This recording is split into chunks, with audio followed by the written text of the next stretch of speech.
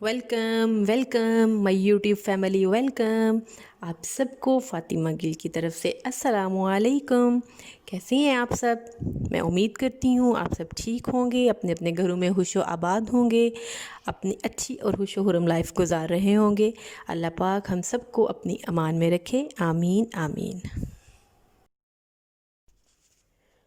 वो एक मिस्री इंजीनियर और आर्किटेक्ट था जिसने ज़ाहिरी दुनियावी बुदोबाई से दूर एक नामालूम रहने को तरजीह दी। डॉक्टर मोहम्मद कमाल इस्माइल साहब। आज हम उनका ज़िक्र करेंगे कि डॉक्टर मोहम्मद कमाल इस्माइल कौन थे, उनके बारे में मैं आपको बताऊंगी। उनका दौर 1908 से 2008 तक, और हम बहुत कम जानते हैं, बहुत कम इन्फॉर्मेशन है इस मामले में। तो मुझे ये इन्फॉर्मेशन मैंने पढ़ी, मैंने कहा कि मैं अपने व्यूवर्स के साथ शेयर करूं। आप लोग इसे ज़रूर ध्यान से सुनिएगा, तवज्जो से सुनिएगा। आधा पार्ट इसका मैं आज आपको बताऊंगी और बाकी आधा इंशाल्लाह नेक्स्ट फ्राइडे को शेयर करूंगी। डॉक्टर मोहम्मद कमाल इस्माइल वो मिस्र की तारीख़ का सबसे कम उम्र शख्स था जिसने हाई स्कूल सर्टिफिकेट हासिल किया। फिर रॉयल स्कूल ऑफ इंजीनियरिंग का सबसे कम उम्र तालिब इल्म जिसने वहाँ से ग्रेजुएट डिग्री ली। फिर सबसे कम उम्र जिसको यूरोप से इस्लामिक आर्किटेक्चर में डॉक्टरेट की 3 डिग्रियां लेने के लिए भेजा गया। इसके अलावा वो सबसे कम उम्र नौजवान था जिसने बादशाह से नाइल, स्कार्फ और आयरन का खिताब हासिल किया।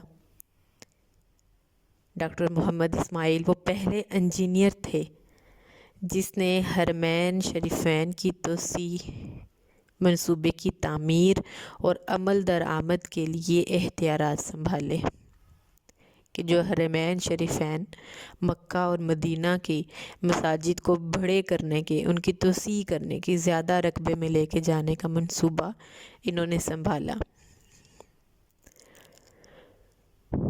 इन्होंने शाह फहद और बिन लादेन कंपनी के बार बार इसरार के बावजूद इंजीनियरिंग, डिज़ाइन और आर्किटेक्चर निगरानी के लिए किसी किस्म का मुआवजा लेने से इनकार कर दिया और कहा कि मैं 2 मुक़द्दस मसाजिद के कामों के लिए क्यों मुआवजा लूँ और क़यामत के दिन अल्लाह ताला का कैसे सामना करूँगा। इन्होंने 44 ईयर की उम्र में शादी की और इनकी बीवी ने बेटे को जन्म दिया और ज़िंदगी के बाद फौत हो गई। इसके बाद वो मरते दम तक इबादत इलाही में मसरूफ़ रहे। इनकी उम्र 100 साल से ज़्यादा थी और दुनिया और मीडिया की चकाचौंध से हटकर गुमनाम रहकर हरमैन शरीफैन की खिदमत की। ये हमारे अज़ीम हीरो हैं और इन हीरो को याद करना चाहिए, इनके बारे में हमें इंफॉर्मेशन होनी चाहिए। इस अज़ीम आदमी की हरमैन शरीफैन में नस्ब किए गए सफ़ेद पत्थर के हसूल की भी बड़ी दिलचस्प कहानी है। जो हरमैन शरीफैन के सफ़ेद पत्थर जहाँ हम तवाफ़ करते हैं, आप लोगों का जाना हो इंशाल्लाह अल्लाह पाक हम सब को बाद हाज़िरी नसीब फरमाए, आमीन। तो आप देखिएगा कि बहुत सख्त गर्मी होने के बावजूद वो सफ़ेद पत्थर गर्म नहीं होता जो वहाँ फ़र्श पर लगा हुआ है, और फ़र्श पर भी कोई छत नहीं, सीधा सूरज। और अरब का टेम्परेचर बहुत ज़्यादा होता है 50+ रूटीन में, तो वहाँ पर वो पत्थर गर्म नहीं होता। तो वो सफ़ेद पत्थर जो हरम मक्की में मताफ़, छत और बाहर सेन में लगा है, इसकी खसूसियत ये है कि गर्मी को जज़ब करके फ़र्श की सतह को ठंडा रखता है। ये पत्थर एक मुल्क ग्रीस में एक छोटे से पहाड़ में दस्तयाब था। वो सफ़र करके ग्रीस गए और हरम के लिए काफ़ी मिक़दार में तकरीबन आधा पहाड़ खरीदने का मुआहदा किया। मुआहदे पर दस्तखत करके वो वापस मक्का लौटे और सफ़ेद पत्थर स्टॉक में आ गया और मक्का حرم میں پتھر کی تنصیب مکمل کرائی۔ 15 سال بعد سعودی حکومت نے ایسا ہی پتھر مسجد نبوی میں بھی نصب کرنے کو کہا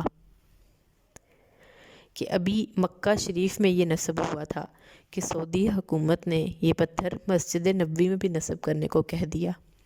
اب انجینئر محمد کمال کو جب بادشاہ نے مسجد نبوی میں ویسا ہی ماربل لگانے کو کہا تو وہ بہت پریشان ہوا۔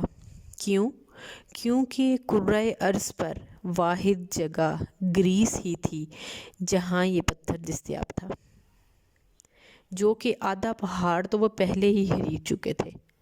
اب انجینئر محمد کمال بتاتے ہیں کہ وہ گریس میں اسی کمپنی کے چیف ایگزیکٹو کے پاس گئے، اسے ملے اور ماربل کی بقایا مقدار جو بچ گئی تھی اس کے بارے میں پوچھا۔ تو چیف ایگزیکٹو نے بتایا، وہ ماربل تو ہم نے آپ کے جانے کے بعد بیچ دیا تھا، اب تو 15 سال ہو گئے ہیں۔ کمال صاحب بہت افسردہ ہوئے۔ اب ان کی افسردگی کیسے ختم ہوئی، ان کو وہ ماربل دوبارہ کیسے ملا، یہ انشاءاللہ میں اگلے ہفتے آپ کو بتاؤں گی، اگلے فرائیڈے کو انشاءاللہ عز و جل باقی کا جو ہے وہ میں آپ کو بتاؤں گی۔ آپ اس کو سوچیں، اس کو سمجھیں، اس کی جو فیلنگز ہیں ان کو فیل کریں کہ کیسے انہوں نے اللہ تعالیٰ کے گھر کی خدمت کی اور گمنام ہو کر خدمت کی، کس طرح اللہ تعالیٰ کے ہم لوگ ہی اللہ تعالیٰ کے اس دنیا میں خلیفہ ہیں، اس کے نائب ہیں، اور ہم ہی امر بالمعروف و نہی عن المنکر کا کام کرنے والے ہیں۔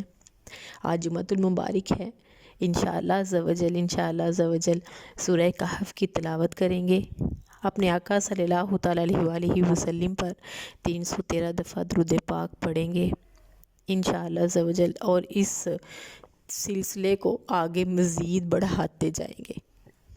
فالحمدللہ تعالیٰ، خدائے بزرگ و برتر کا فضل و احسان کہ اس نے ہمیں ہدایت عطا فرمائی، اس پر ہم اس کا شکر ادا کرتے ہیں اور اسی سے ہی مدد چاہتے ہیں، اس کی پاک ذات پر ہمارا بھروسہ ہے۔ ہم دعا کرتے ہیں کہ اللہ تعالی ہمیں کامل ایمان والا بنائے، نماز قائم کرنے والا بنائے، قرآن پاک پڑھنے والا بنائے اور عاشق درود بنائے۔ اللہ پاک ہماری اور ہمارے اولاد کی بے حساب و کتاب مغفرت و بخشش فرمائے۔ آمین آمین بجاہ النبی الامین۔